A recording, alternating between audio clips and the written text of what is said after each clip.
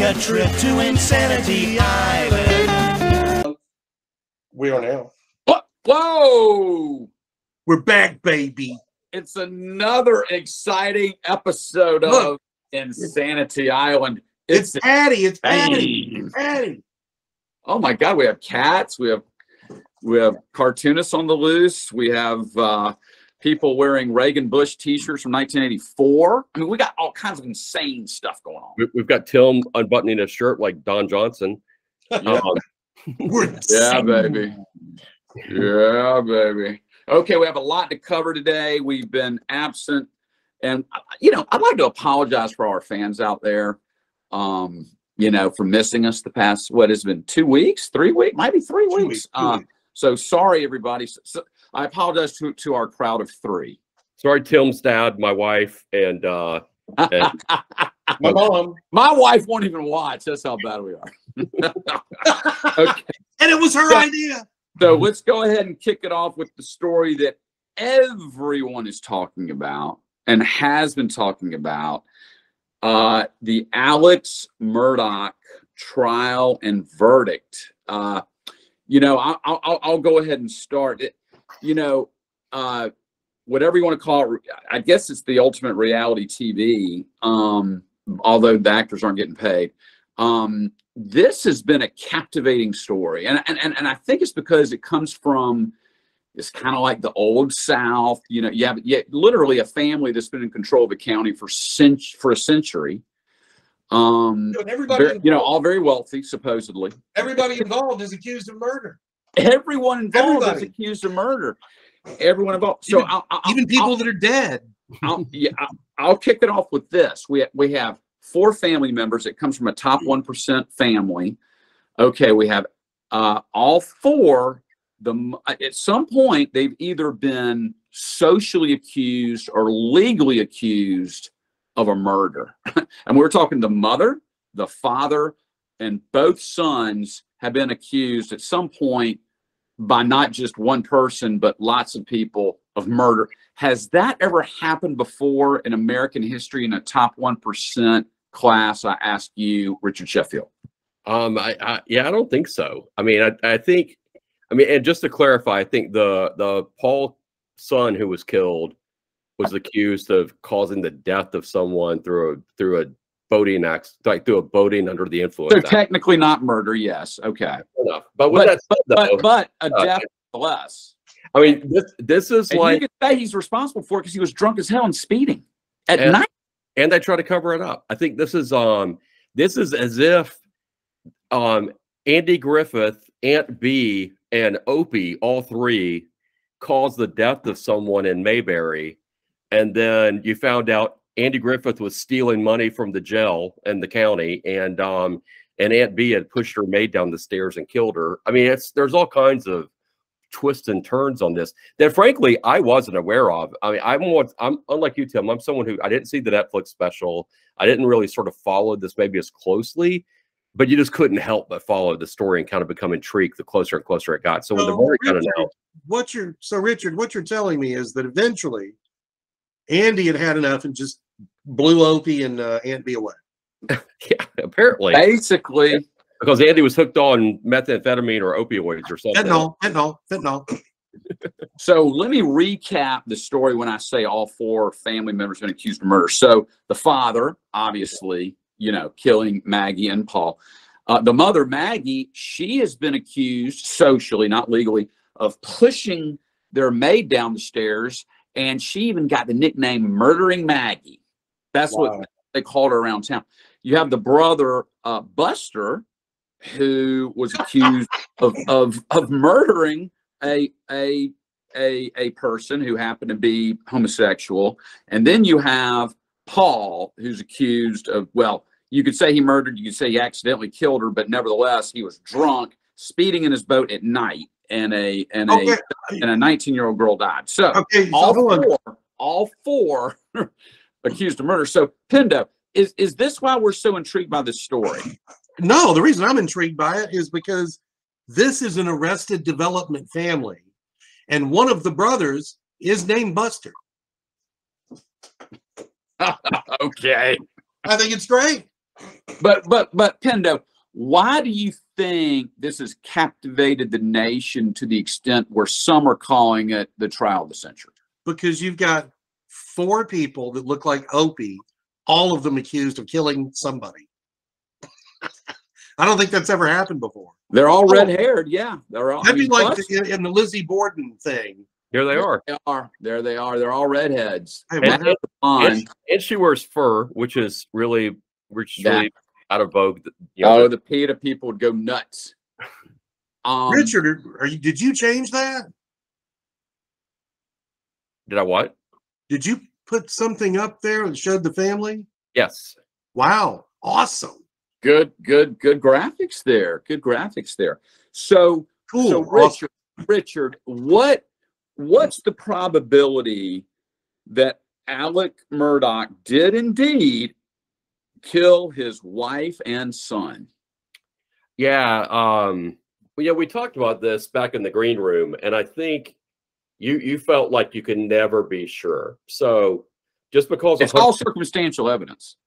just to quote a line in Zero Dark 30, which is a great movie, where she says, "I know 100% freaks all of you guys out, so I'll say 95%." You know, I think it's 95% that he killed him. I mean, I think there's a lot of evidence for it. There's really, he's a chronic liar. He was stealing money. Like let me put it this way: if he didn't kill him, the only vice and the only evil this guy hadn't done in the last 20 years was kill his family. I mean, so, you know, he's done a lot of bad things. And I think I think his this chronic lying where he changed stories, even on the stand, I think Doomdean. Well, and not only that, they were about crucial parts. It'd be different if, like, he forgot what time he ate lunch on a day. Good point. But when it has to do with the guns that killed, I lost those things. Being at the murder scene like gone. 5 minutes before they were killed, and he denied being there, and then all of a Yeah. sudden evidence comes out that he was there, in fact. And then, yeah, exactly. So, When it hinges on his guilt or innocence, and he's lying about it, that means you did it. Sorry. So Chris, but let me ask you this question. Okay, had the boat accident never occurred, okay, so that stress of that pending over Alex's head, you know, and you know, because he was having to obviously pay for the expenses for his son's defense, and they were getting sued, and that he was getting exposed financially because of the lawsuit of the boat wreck. Had the boat wreck never occurred, had the son not been so stupid and entitled and just caused that boat accident the way he did, which was just incredibly stupid and entitled. Had the boat accident never occurred, would Paul and Maggie be alive today, Chris? Oh, God, who knows? Probably not. Richard, well, that was the only reason if there was a motive to kill, else would have happened. Boat wreck. But Richard, what do you think? If the boat wreck never happened, would the murders of the dog kennels ever happen? Yeah, because, well, look, who knows? But probably. I mean, it seems like that his opioid habit, which was $5,700 a day or something like that. Wow. That he had been stealing money from clients, which had nothing to do with the boating accident. That he was, you know, robbing poor people, including the family of their maid. Yeah, but why do you think he killed Maggie and Paul? Why would he kill Paul? Why would he kill Maggie? Why do you think he did it? Well, I mean, who knows? I don't know. But what I would say, his motive was because he was being financially exposed because of the boat accident, because he was getting sued. And his son, I mean, you know more about this than I do, but his son was also reportedly getting ready to confront his dad about his drug use. And who knows? You're telling me this guy maybe never had an affair? I mean, you know, come on. I mean, this guy, I don't know. That's me speculating, of course, but there's all kinds of reasons why you could have done it. Yeah. Pendo, do you think the story, this whole thing that occurred, do you think it was worthy of the media attention that it received? Dude, they all looked like Opie. Yes. It was shocking. It was I think the dog was shocking. red haired. It was I'm utterly kidding. shocking. The dog was black haired. Okay, But- now, okay. Which trial was more captivating, this one or O.J. Simpson? I ask you, Richard Sheffield. OJ, hands down, no question. OJ, hands down.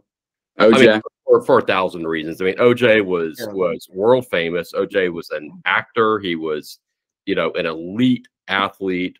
He was a sports Yeah, broadcaster, and the drama of the car chase with was that AC? I've forgotten the guy's name now. Yep. Yeah, I think it was AC Cowlings. You know who I am, AC. You know, yeah, that guy. But you know, Yeah. part of it too was the fact that he was Mr. America. Everybody loved him. He was the funny guy in those spy movies, remember? He Naked was Gun. falling down and go boom. And look, it's OJ, and he's just a great guy. And he butchers people. Yeah, exactly. So, Someone you so know, beloved. Someone so beloved. I mean, he was like Captain America, you know? and that also I think was a case which unfortunately became as much about Race. about race and about the LA Police Department and its record on race. I mean, there were Yeah, but there it shouldn't have been. were plots that caused that, I think, to become and it was also, I think, really one of the first, wasn't it? Like one of the first trials on TV ever like that.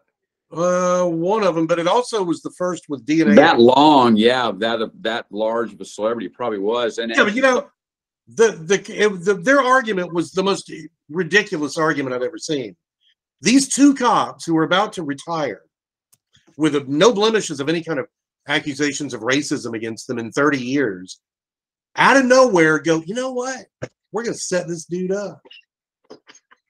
It's insane. yeah. They had no idea where he The was. jury bought it though. He could have been on television. Yeah, for but all they knew. The jury. I don't want to say the jury bought it because, but they let OJ go because of who knows what. So, but The glove. well, the glove didn't fit. That's true. So, but Well, I mean, no. but Yeah, but hold on. the evidence was overwhelming, right? Not only I mean, that, when he when killed. you take I mean, it was obvious. So, Tim, hold on. what- Listen. hang on, Chris. Here's my question. I have a question, and then you try. What was a more shocking verdict? The Alec Murdaugh verdict because it was so quick. I mean, usually they deliberate for at least a week over these things, but because it was so fast, or the verdict in the OJ trial. I ask you, Richard Sheffield, what was more shocking? OJ for sure. I mean, and by the way, just on a side note, I mean, I remember I went with a group from work to a restaurant to go hear the OJ verdict. We all left together. There was like 30 of us that went to this restaurant to go watch it together. And it was an interesting moment because solid friends on both sides of that verdict. There were two clear groups. One group cheered, one group was just stunned. And now what I will say too is that Judge Clifton, who was the judge in this Murdaugh case, kudos across the board. This guy ran a clean, Fantastic job. efficient trial, smart jurist, and you know, He was incredible. He managed that case so well. he was the no judge. Judge Ito. Yeah. I mean, Judge Ito, I think, just stepped in it every time he turned around on the OJ case, and The OJ judge let it run amok. That's for sure. But Pendo, so you what are your thoughts? What was a more shocking verdict? The Alec Murdaugh verdict because it happened so fast, or the OJ Simpson verdict because of how they decided his fate? There was a physical blood trail from their bodies to his front door. There was his footprint with the Bruno Mali shoe that he claimed he didn't own, which we later saw videotaped evidence that he did own it. We also saw him on camera because I see more of your wall than we you. also saw him on television wearing them. So him lying about owning those shoes within the blood print, the freaking blood trail all the way to his house from their bodies. I think that's much more shocking that he was acquitted. The evidence was overwhelming that the guy did it. Everybody knows he did it now. there is a common thread, believe it or not, between these two cases that goes beyond just the controversial nature, because OJ actually came out and did a video commentary on the Murdoch trial. Oh, that's right. And Oh my gosh, that's right. I can't believe OJ would do that. can you guys see my screen? So it says, I do think this guy more than likely did it. OJ Simpson. That's hilarious coming from OJ. So Oh my gosh. OJ is definitely an expert in whether someone is guilty or not in murder trials. I'll say that. Hey, maybe it was the yeah. same guy that killed his wife. That's a good point. Maybe Yeah, he's still out there. He even wrote that book, If I Did It. Okay, so moving on to other items of the past week. Donald Trump. Trump gave a speech last night at the Conservative Political Action Conference, and some are saying it was one of the best speeches of his career. So, you know, I've always thought that Trump would win the Republican nomination to run for president. I still firmly believe that. Chris, I ask you, do you, after that speech last night and the results of the straw poll, are you now agreeing with me that Donald Trump will secure the nomination of the Republican Party to run for president in 2024? No. I hope so, though, because I want to see some. I want to see some revenge. Did you see that speech he gave last night by chance? No, and I mean, look, as It long was as it's, so good. as long as it's DeSantis or Trump, I don't care. But I'd prefer Trump because I'd like to see some suicides. Nah. Oh well. Okay, so Richard, did you see that speech that Trump gave last night? It was about an hour and 45 minutes, so it took a while to see. But did you happen to see it or hear it? I heard parts of it. I did hear parts of it. And what are your thoughts? What are your thoughts of the speech last night? Well, one thing I'll note here is the way the media covers it is so it's just going to be the same old, right? Of course, yeah. I don't know, can you guys see my screen again in this case? Yeah. So you can That's see, totally false. Empty seats. There was not an empty seat in that auditorium. There were So, no. The seats were empty. That's because they were totally false. standing. The seats were empty because they were standing. I certainly look. I actually heard it and didn't see it because I was listening on XM radio to Fox News. And what I would say is it's just an example again. I think of the liberal media trying to interfere in elections, which I'm no fan of. With that said, I don't know that if Trump had given a better speech or not. I mean, he was very impassioned. I'll say that. I mean, I do also think he used a lot of the same themes. I mean, he's basically saying, I'm going to go and clean out Washington for real this time. And it's not an easy thing, I'm sure. I mean, there's clearly the FBI, a lot of the Department of Justice, a lot of I mean, and Lord, that's what I'm talking about. Places like Department of Education, they were all just staffed with career left-leaning liberal people that are what's become known as the deep state, right? Although I think the deep state like actively seeks to undermine anyone that doesn't agree with them. So it isn't just because you're liberal doesn't mean you're deep state. But nonetheless, anyway, all that to say is he touched on all the same hot buttons. So I think we're going to hear, Trump touching on the same hot buttons before. I think DeSantis can do it without the baggage, and that's why I would rather see DeSantis win. But who do you think, Richard, will secure the Republican nomination? I don't think it's a given that Trump will, because I think although I think it's the stuff that they're trying to indict Trump for. Like having a few documents at his house and then having, I don't know, like whatever. I mean, some Georgia phone calls made to the Secretary of State. I mean, that kind of stuff is just stupid. Like that happens in every political campaign, or clearly with other politicians, with Biden having documents. So he might get indicted, and they might try to block him from being qualified for office through an indictment, which will create, I think, a constitutional crisis, because that might create a civil war. Actually, it would definitely. And when I say civil war, I'm not necessarily saying a civil war that involves taking up arms, but certainly a cultural, I mean, we're already having a cultural civil war, but that will make that divide even greater. It kicked it up a notch or three. You know, it's because preventing someone from running for office is a different ball game than losing the election, right? I mean, because at that point you have the deep state literally blocking someone because they don't want the chance for voters to vote for that person. Mm-hmm.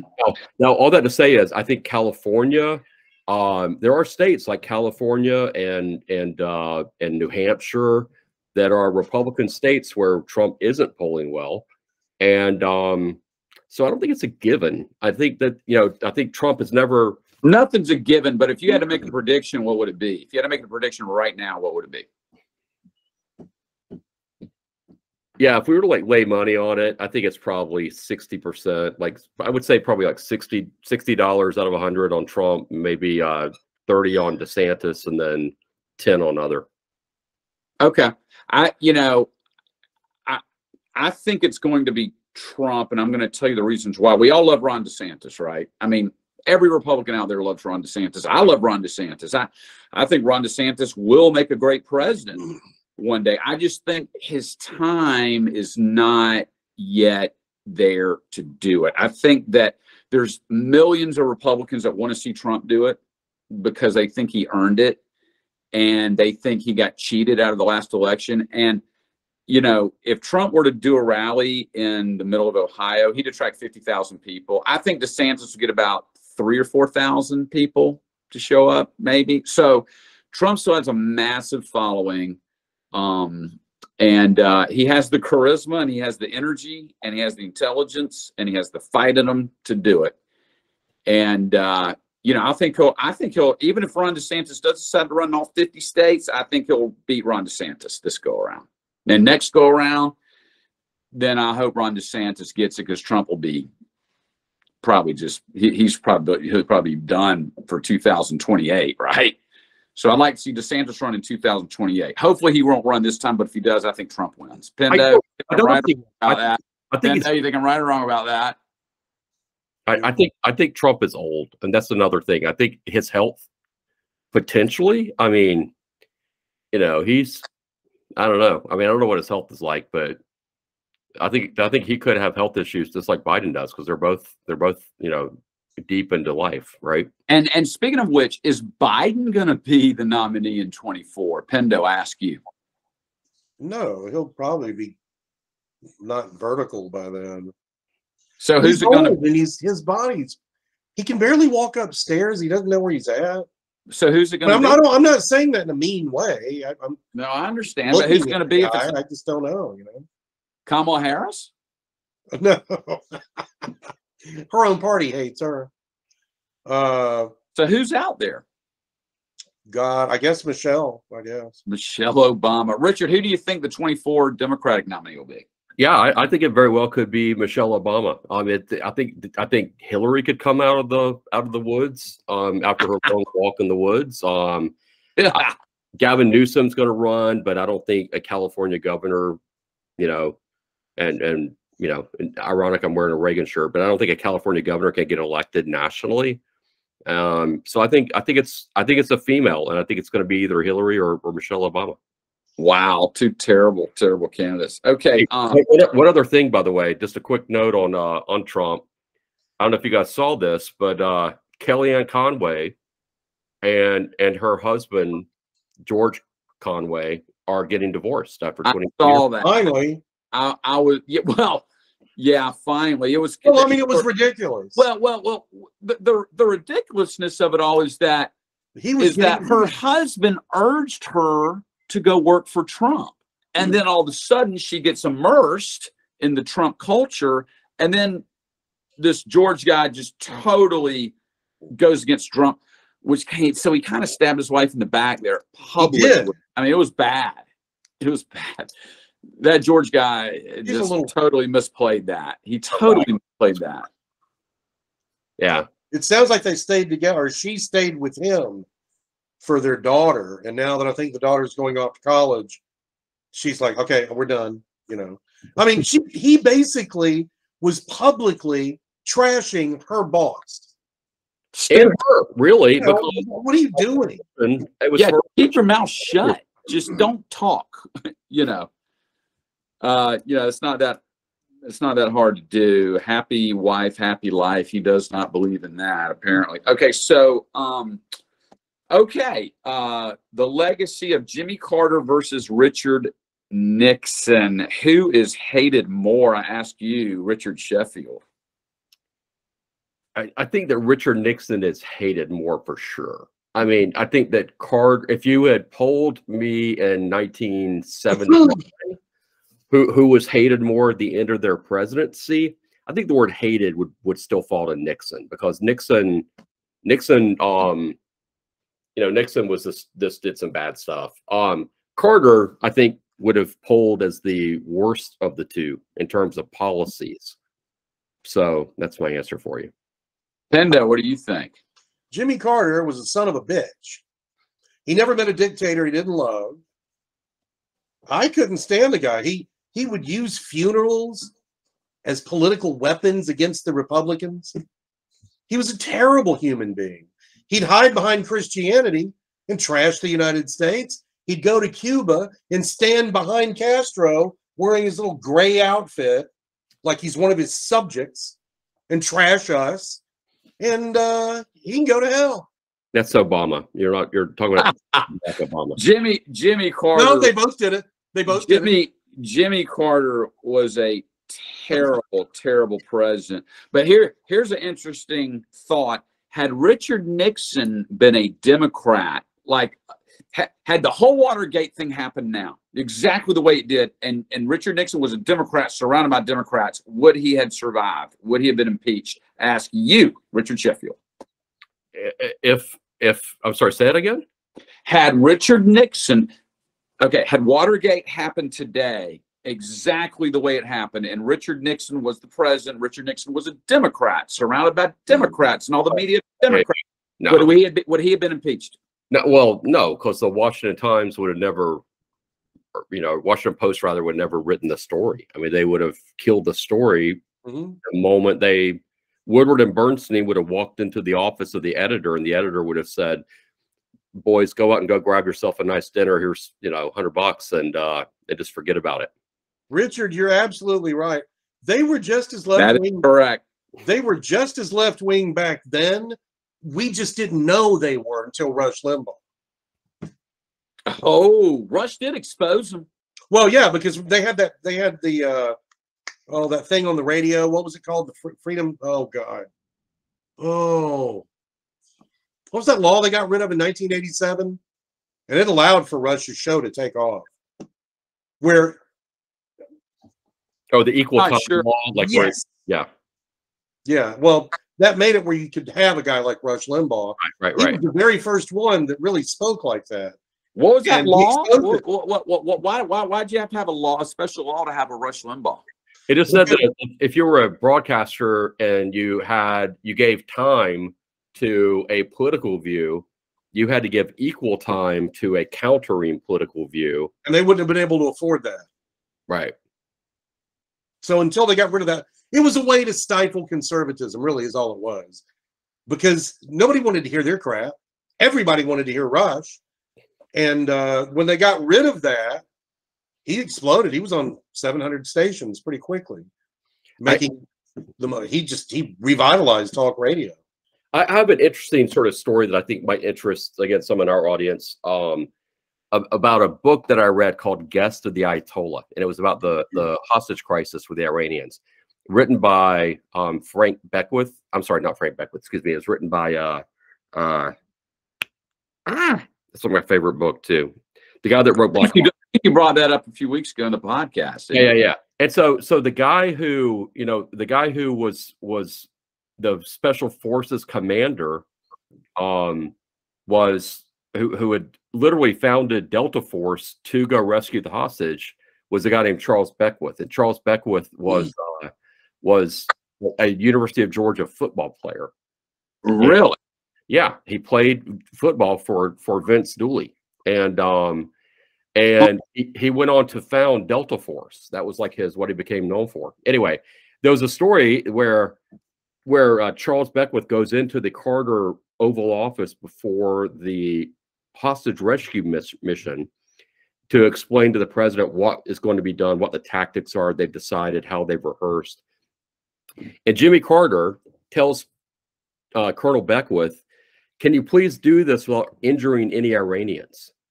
And Charles Beckwith says, "Mr. President, we're going to go in there and we're going to shoot a whole lot of people. And if anyone gets in our way, they're going to be killed. And no, I'm not going to go in there with a mission. I'm not going to tie the hand of my, tie the hands of my men." And what a weak commander-in-chief. That says it all right there. yeah, you cannot read that book and not walk away thinking that, at least as a commander-in-chief, not to mention as an economist, that Jimmy Carter was just out of his league. Yeah, but you know what, though, guys? We have to admit there's a good chance he might have shot that balloon down. He might. And that's a big if. That's a big if. Well, that whole Watergate, question about had Richard Nixon been a Democrat, how he survived it. I think it speaks to how much the Democrats get away with. You have to give them credit. They stick together no matter what. They stick together no matter what. And the Republicans, because we are individuals after all, we don't believe in groupthink, like the Democrats do. Republicans are more individually minded, which is why we don't stick together. I mean, we've got, clearly half, maybe not half the party, but certainly the blue blood country club faction of the party, of the Republican Party. They don't want Trump. They would rather Trump not run, but yet Trump is leading the straw poll at the Conservative Political Action Conference. So what does that tell you? If we could just get behind Trump, I think we'd win, and Trump would get elected. But we'll just have to see what happens, because Trump isn't backing down, boys. I mean, I hate to disappoint y'all. I know y'all don't like Trump very much, but I love Trump. You do? I would prefer if he was able. I would rather have him win, because I want to see him go after some of these people. I want to see some people go to jail, and I want to see the crazies just go apoplectic when he wins. I want to watch that. So I prefer that. But Richard, but what I want the most. I hear you. But Richard, you agree with me though that there's a significant portion of the Republican Party, mainly the blue blood, section, that do not want Trump to run. Isn't that correct? I think that you're right about the blue bloods. True. However, I don't want him to run, and I am as Republican of a person as you can possibly get. I mean, crap, I'm wearing a Reagan shirt, and I'm not doing it because I'm on the show. Like I'm as conservative as you get. I'm a pro-life, like Southern, conservative guy. It's just how I am. Now, I know if people looked at us, I'm wearing the Beatles hat. It looks like I'm the left winger. But with that said, though, I think that the country is better off with with policy-wise is better off with someone like a DeSantis, who is going to come in. I mean, I'm certainly not, advocating for someone like a Liz Cheney or something like that. I mean, that's just crazy. But I think that someone like DeSantis comes in without the baggage and frankly moves us on forward to a new generation of leaders. I mean, I think like electing people in their mid 70s, 80s is just not healthy, for one thing. That really is, I think, a legitimate concern. Yeah, they said the same thing about Reagan. So Pendo, if Donald Trump secures the nomination for the Republican Party, and considering so many Republicans are against this man, and wins the election, would that be the biggest political comeback in American history? Oh, from the guy that was impeached twice? Yeah. It sure would be. It sure would be. He'll be reigning in Asgard. And wouldn't that be great to see? I wonder if the anti-Trumpers in the Republican Party would at least respect him for that. What do you think, Richard? Tim, you stepped on my Asgard joke. If Richard, if Donald Trump got the nomination and won, would he finally gain the respect of the anti-Trumpers within the Republican Party? No. I mean, if you thought it was bad the first go around, it'll be far worse this go around. Which is partly why I just don't have an appetite for that. I mean, I that's not because I love the anti-Trumpers. It's not because I'm not talking about the anti-Trumpers that are liberals. I'm talking about the anti-Trumpers that are conservatives. I'm talking about that crowd, the Rhino crowd. No. There would be. They still wouldn't acknowledge that as an achievement. Would they call it the greatest American political comeback in history? Would they call it that? Would they at least give enough respect to call it that? Yeah. I mean, that's a different question. Yeah, I mean, that would be undeniable. I mean, you can only really find, trying to think of American history. You only had, I think, one case where somebody got reelected after they won the first time. So, like as a like between terms. So I might be wrong about that, but I think it was once before. Anyway, all that to say is, yeah, it's a huge story, and but it's where the country is, which sucks. It's an us versus them, and frankly, it's the same thing that's going to happen on the Democratic side. Whoever wins on either side, there's going to be a 60% of the country that probably hates them when they start in the job, and that's not a good thing to be going on.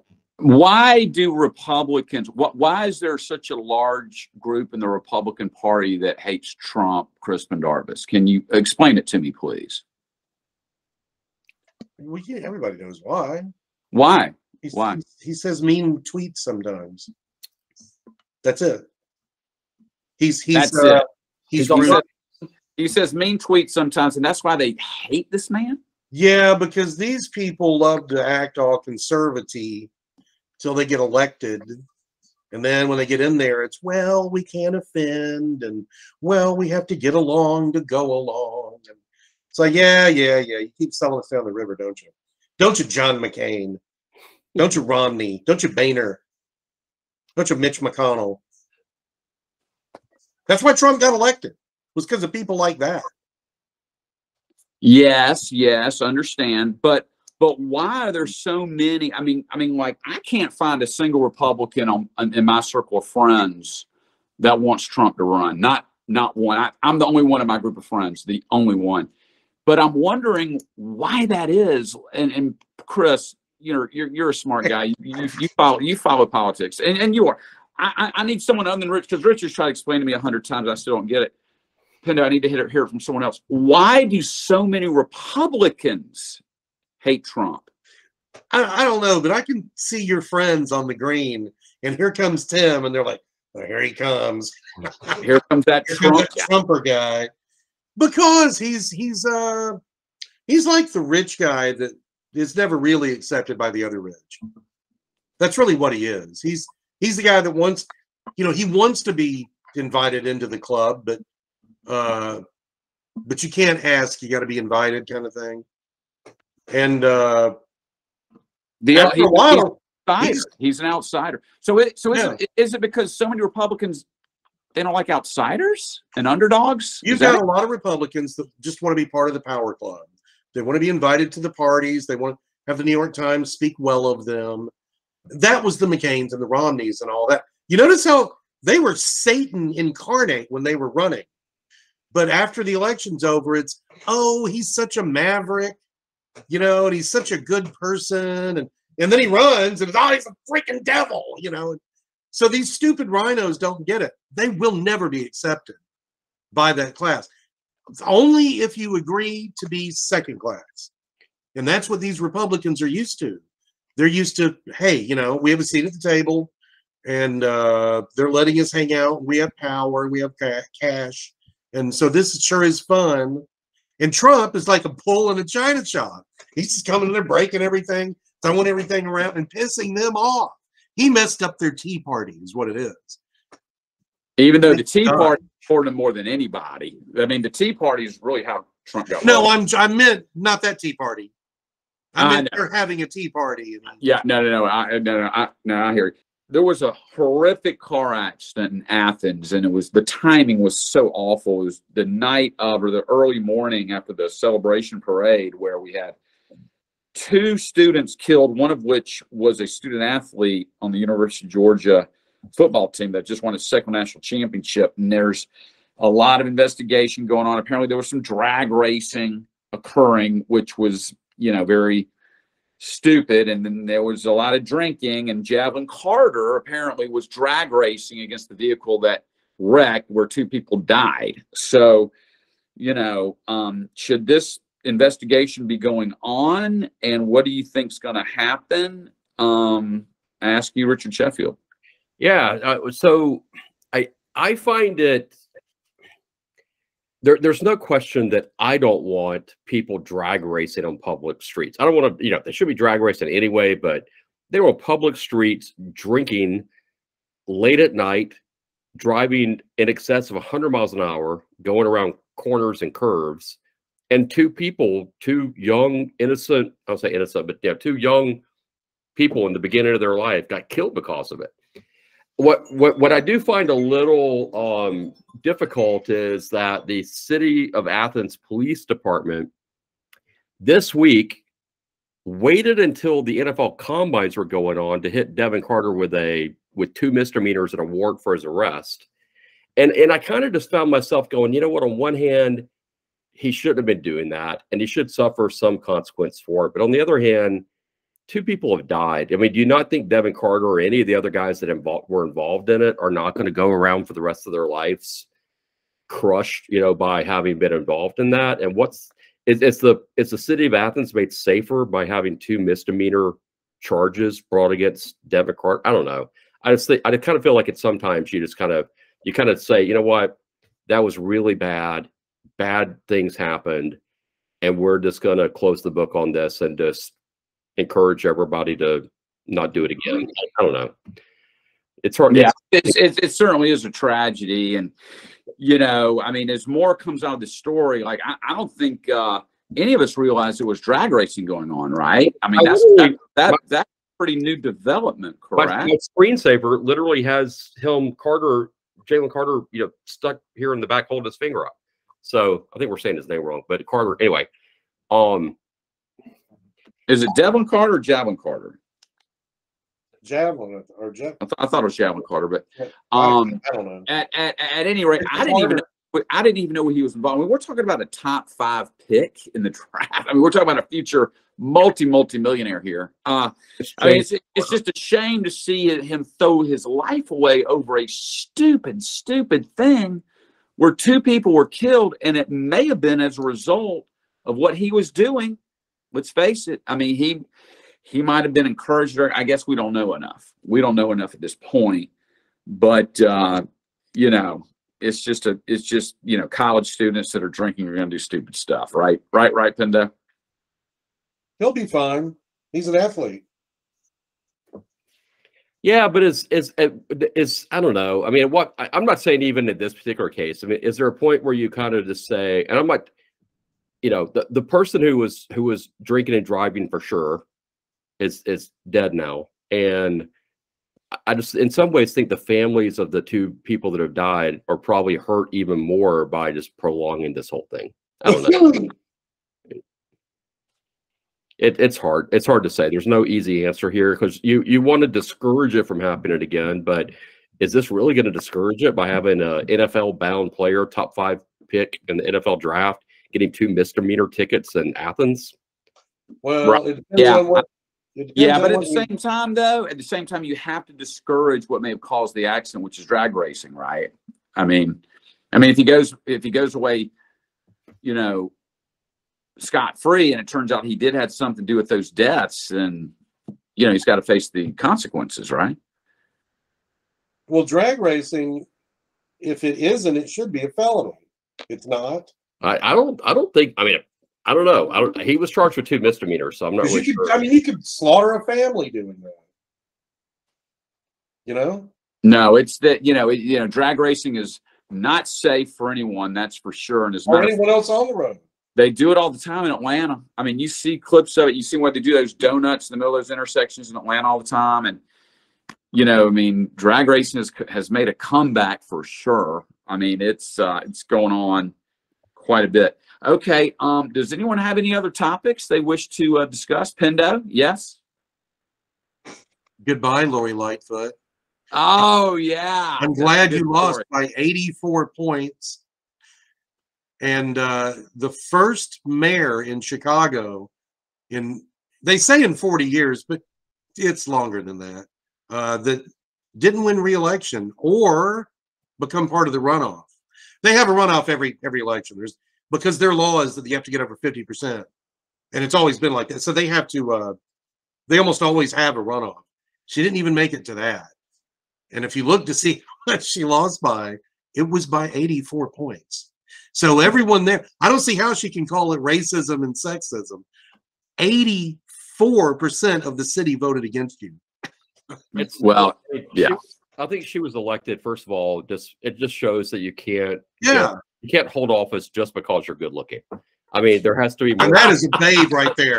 That What is a a babe. babe right there. There has to be more to it. You've got to have policies. You've got to have success. You've got to fight crime, and it is not just. I mean, I'm as an ugly person, I'm glad to see that it isn't just about looks anymore. So Yeah, 'cause she was one mean little hobbit.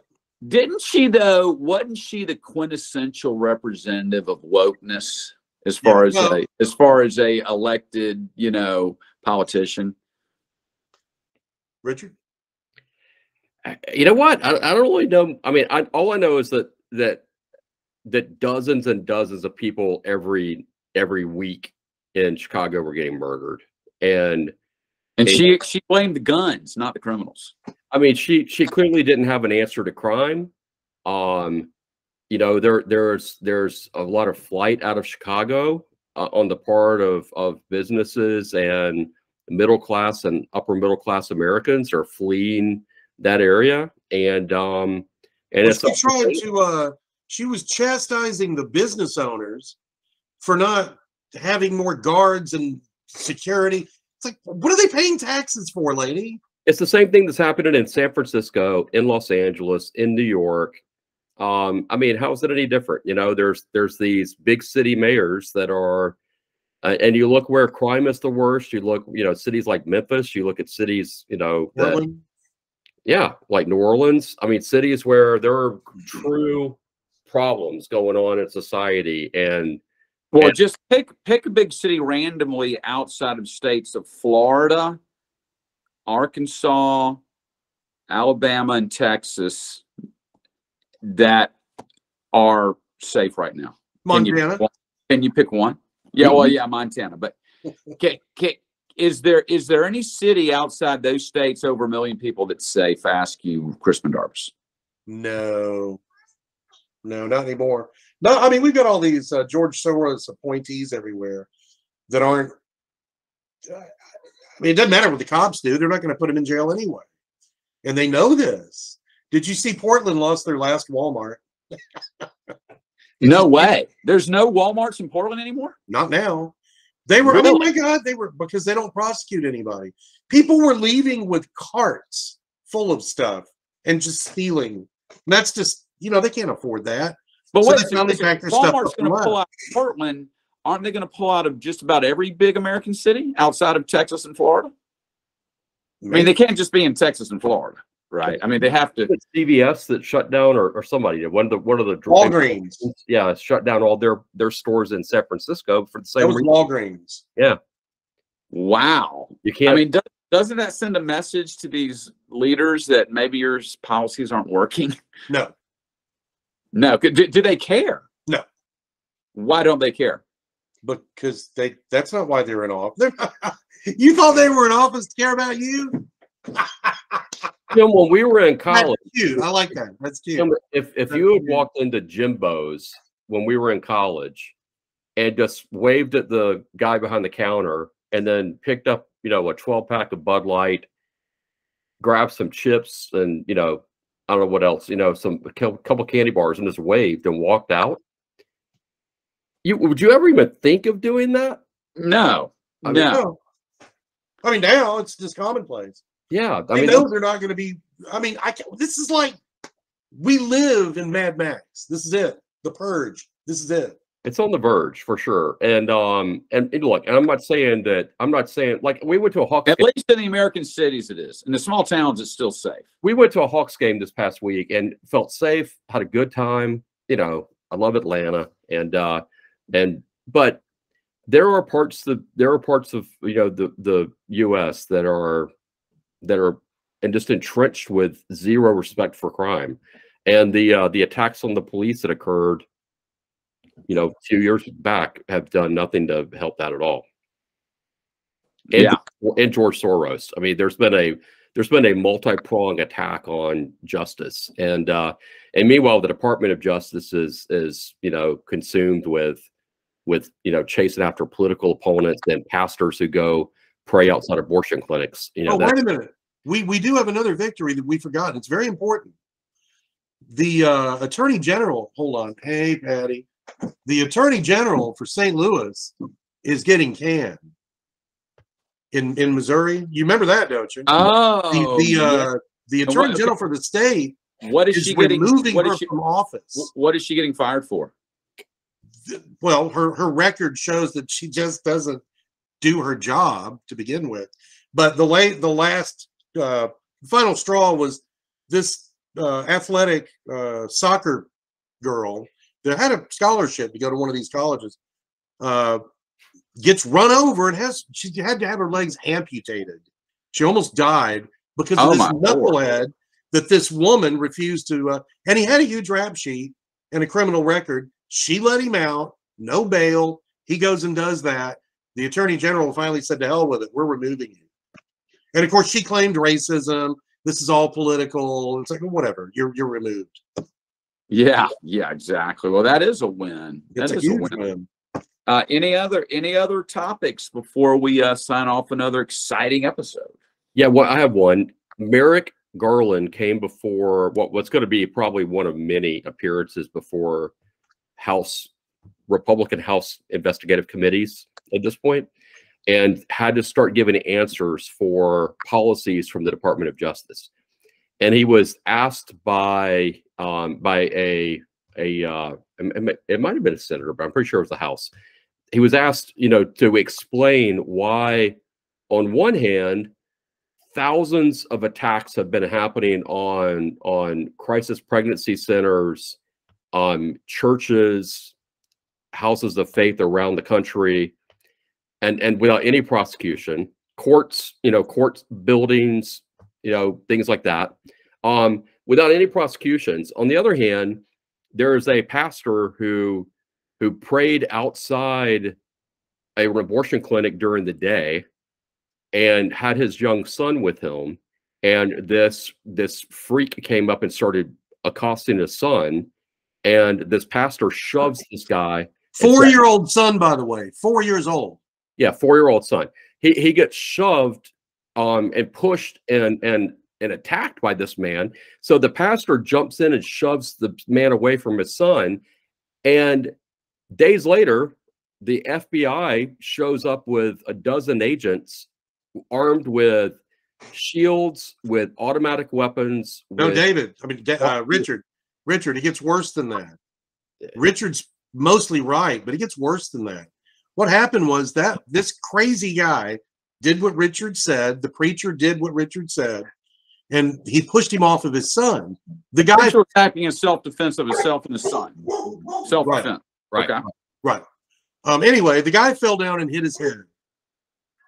And can y'all hear? Well, I'm sorry, my dog. Hold on. Yeah, I can hear it. We can hear it. Keep going. Shut this door. Hold on. The crazy guy. So the crazy guy falls down and hits his head. Okay, what happened was this. The guy fell. The local authorities looked into it and decided there's no crime here. Nothing happened here. A year later, the FBI picks it up, and 30 SWAT members are invading this guy's house. It's like guns in the kids' faces. Was it? And the guy volunteered, by the way. Oh, yeah, right. He did. He volunteered to go into the interview. Yeah, and he still did that. He said, I'll come in. Just tell me when. I'll come in. And instead of doing that, at like 5:30 in the morning, there's banging on the door, and the FBI points guns at this guy terrifying his kids. Yeah, and hauls him off and refuses to answer questions. Anyway, so Merrick Garland is asked, why are you not seeking justice for courthouses that are being burned, churches that are being burned, Police department headquarters, crisis pregnancy centers that are being burned, judges being threatened at their homes. Yeah, like someone But going. yet they go after a preacher who was praying at an abortion clinic, and because he was attacked by some crazy guy and defending himself, they decided to over focus on that. The answer that Merrick Garland, our brilliant, almost Supreme Court justice, but now Attorney General, gave was, well, the reason is because most of those attacks that you cited on like more traditional, like government buildings and Christian locations, those are occurring at night. And the attack, or at least the crime that has occurred outside this abortion clinic of praying, that's actually occurred during the day. And how's that relevant? And we had video evidence. It's not. And it's lighter, and it's a lighter. Oh, therefore they were able to catch it on video because it was during the daytime. Richard, how are they going to get these people if they can't use pitchforks and torches? I mean, come on. It was literally the kind of like a drop the mic moment. It was the kind of moment where you just shake your head and you say, "Wow, that was outrageous." I mean, it's that literally Christian ministries are being persecuted and targeted by the FBI and the DOJ, while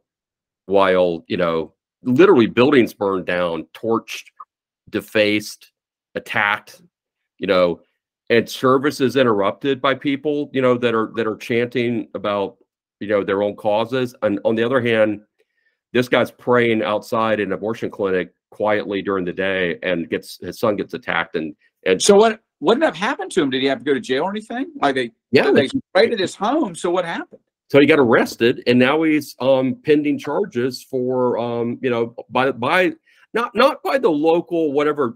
Was he in Texas? I forgot where he was. So federal charges. Yeah, federal charges by federal law enforcement. Now, what were his charges by the feds? What did they charge him with? I don't know. Being a Christian. I mean, yeah. Being a white straight male. It wasn't unbelievable. What happened to freedom of assembly and all that? It'll get thrown out. This is all just to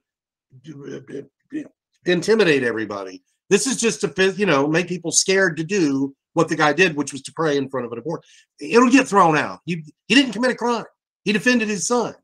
It'll get thrown out. It cost him a lot of money. But you're right. It creates a chilling effect. And it's to intimidate people, like Gestapo tactics, brown shirts. I mean, remember in Missouri, the same AG I was talking about, that black woman, I can't remember her name, Gardner or something like that. She was the one that went after that couple that defended themselves against the horde that was coming onto their house. Oh yeah. Whatever happened to them? Whatever happened to them? Did they have to go to jail? That couple? Oh, the governor threw that out. Good. Threw it out completely.